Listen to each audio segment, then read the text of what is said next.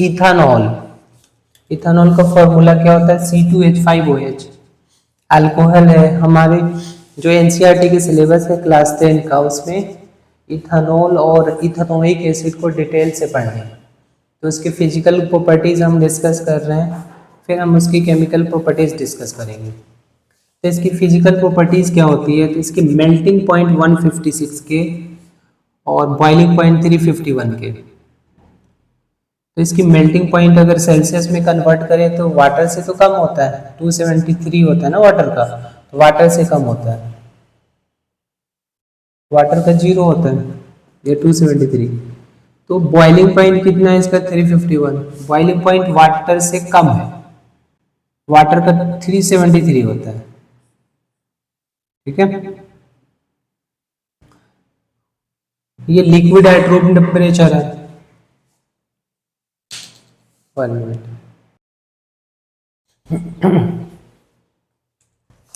Water की क्या होती है? 273 मेल्टिंग पॉइंट और बॉइलिंग पॉइंट 373। मतलब मेल्टिंग पॉइंट जो है वाटर से कम है और बॉइलिंग पॉइंट भी वाटर से कम है, तो लिक्विड एट रूम टेम्परेचर होगा ये।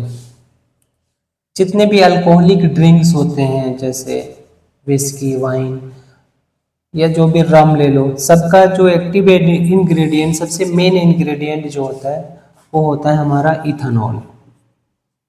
उसके बाद है एक गुड सोलवेंट के फॉर्म में यूज होता है। दैट मीन्स हमें सोलवेंट, बहुत सारे रिएक्शन में सोलवेंट की ज़रूरत होती है सॉल्यूशन बनाने के लिए, तो क्या करते हैं, ये एक अच्छा सोलवेंट है और ये वाटर में मिसिबल होता है, मिसिबल इन वाटर।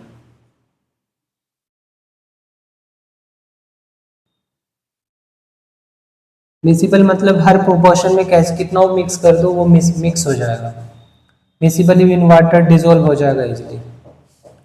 उसके बाद गुड सोलवेंट है तो इसलिए मेडिसिन में भी यूज किए जाते हैं, जैसे टिंचर ऑफ आयोडीन है, उसमें भी अल्कोहल होता है।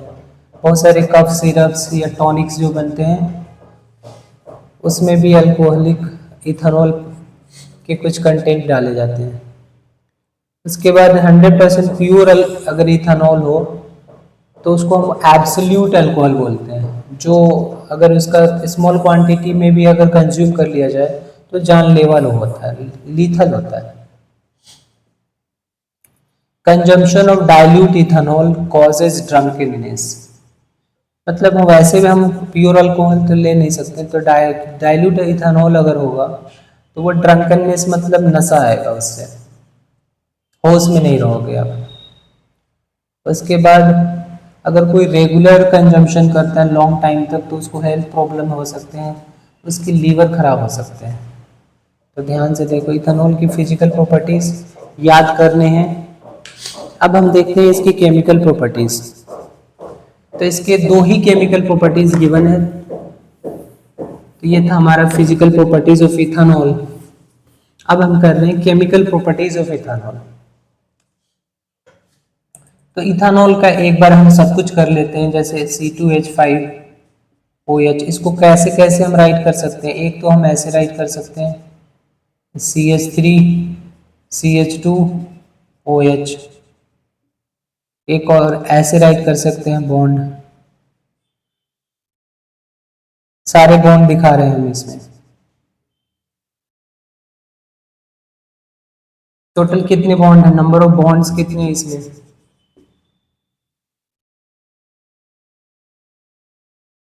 1, यहाँ से काउंट करो ऐसे, 1 2 3 4, फिर ऐसे 5 6 7 8, टोटल 8 बॉन्ड हो गए इसमें। सारे सिंगल है तो ये सैचुरेटेड हाइड्रोकार्बन, सैचुरेटेड कंपाउंड है, सैचुरेटेड है। इसके बाद इसका डॉट है, इलेक्ट्रॉन डॉट स्ट्रक्चर देख लेते हैं। इलेक्ट्रॉन डॉट स्ट्रक्चर कैसे बनाएंगे इथानॉल का, तो ये वाला स्ट्रक्चर आपके काम में आएगा इलेक्ट्रॉन डॉट बनाने के लिए, बॉन्ड स्ट्रक्चर, बॉन्ड लाइन जो जिसमें दिख रहा है। तो आपको करना क्या है, सब में सिंगल सिंगल बॉन्ड बन रहा है तो 2 कार्बन बनाने हैं। जैसे जैसे बॉन्ड के अलाइनमेंट है वहां वहां एक एक कार्बन, एक एक इलेक्ट्रॉन शो करने हैं। जैसे इसके इलेक्ट्रॉन को मैं क्रॉस से शो कर रहा हूँ,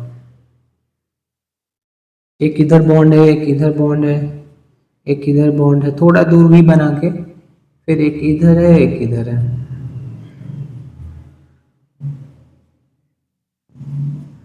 और जैसे हाइड्रोजन का प्लेसमेंट है वैसे हाइड्रोजन प्लेस करो, और हाइड्रोजन के पास एक इलेक्ट्रॉन होता है।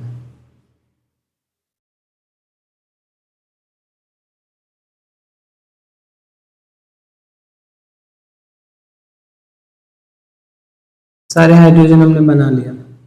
हाइड्रोजन अपना डबलेट पूरा करता है, दैट मीन्स उसके जो शेल होते हैं उसमें कितने इलेक्ट्रॉन होना चाहिए, 2 इलेक्ट्रॉन्स। हीलियम की कॉन्फ़िगरेशन होती है।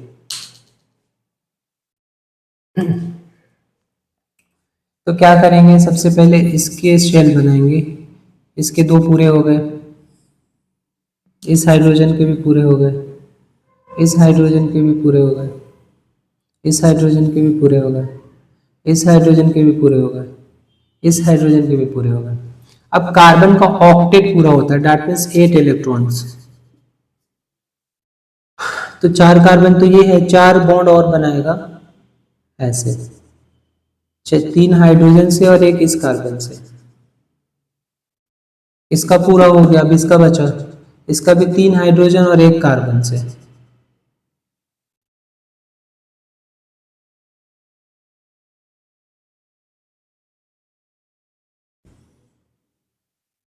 ये इसका इलेक्ट्रॉन डॉट स्ट्रक्चर हो गया, इसका इथानॉल का।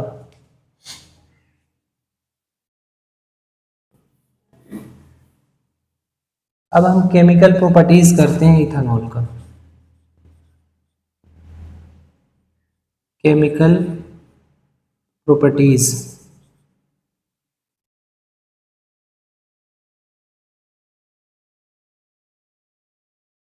तो 2 ही रिएक्शन है इसमें, हम देख लेते हैं कौन कौन सा है। पहला है रिएक्शन विद सोडियम,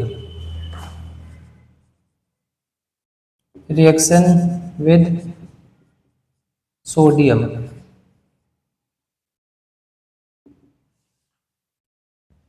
तो इसमें क्या है, इथानॉल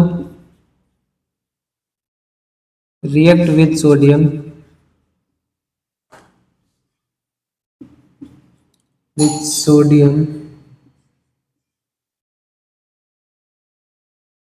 to form, क्या क्या फॉर्म हो रहा है,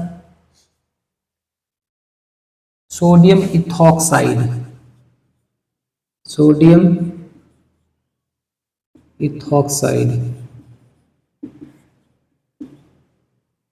एंड हाइड्रोजन गैस,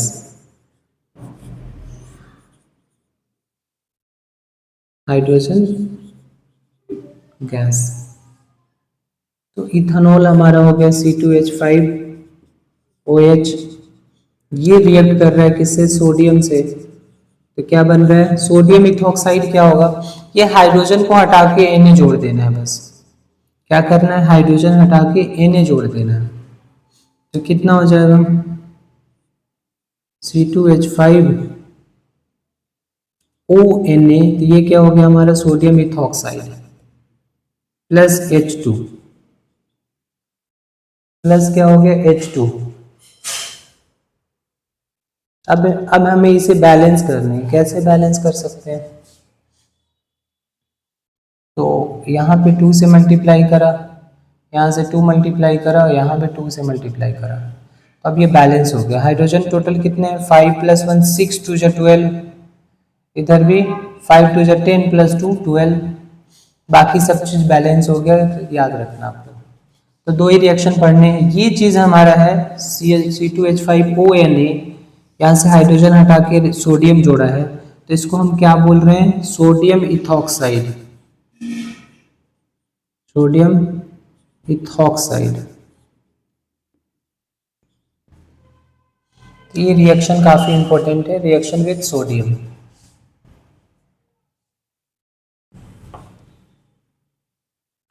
जो दूसरा रिएक्शन है इसका,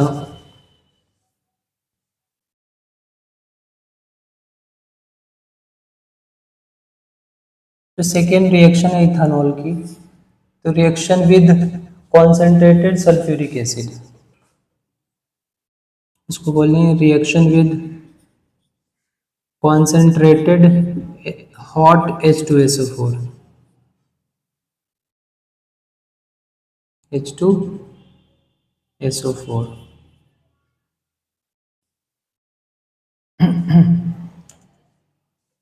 तो आप लिखोगे ethanol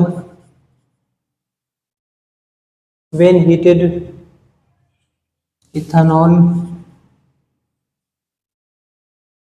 when heated at 443 kelvin. ये टेम्परेचर याद रखना, 443 kelvin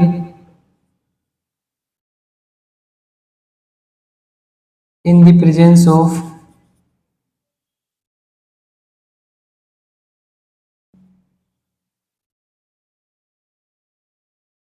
presence of concentrated sulfuric acid gives alkene. क्या देगा ये? अल्कीन देगा। तो ये एक इंपॉर्टेंट रिएक्शन है, अल्कीन इन वाटर देगा।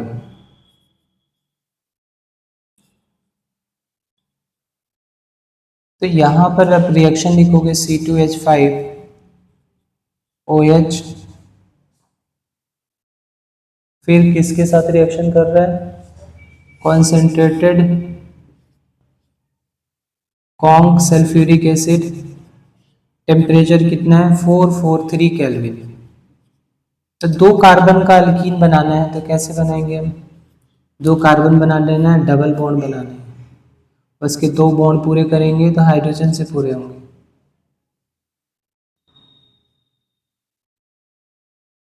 प्लस वाटर बनेगा।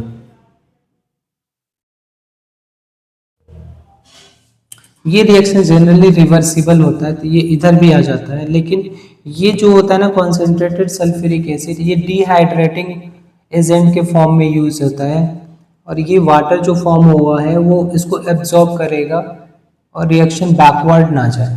दैट मीन्स अगर ये दोनों मिलके ये बना लेंगे, तो अगर वाटर ही हटा लोगे तो आपको रिवर्स रिएक्शन नहीं होगा। तो आप राइट कर लो, H2SO4 is good absorber of water, absorber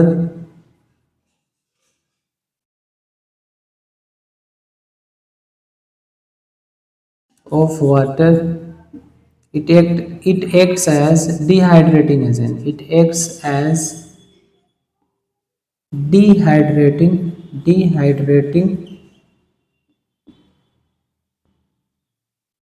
agent. Question आता है सल्फ्यूरिक एसिड क्यों यूज करते हैं? तो वो डिहाइड्रेटिंग एजेंट होता है, वो क्या करता है? वाटर को एब्जॉर्ब कर लेता है और रिएक्शन फिर बैकवर्ड डायरेक्शन में शिफ्ट नहीं होता है। ये हो गया हमारा पूरा इथेनॉल।